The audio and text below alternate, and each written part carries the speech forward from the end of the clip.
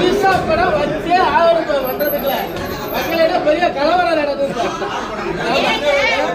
திரிசா படம் வச்சேன் திரிசா படம் எல்லா படமும் வரிசை ஆடிக்கிட்டே இருந்தா திரிசா படம் எதுக்கா வைக்கணும்னு கேக்குறேன். எதுக்கு வைக்கணும்னு கேக்குறேன். ஆட்சி மாற்றத்துக்கு காரணம் நம்மதான். ஆமா ஆட்சி மாற்றத்துக்கு காரணமே வைங்க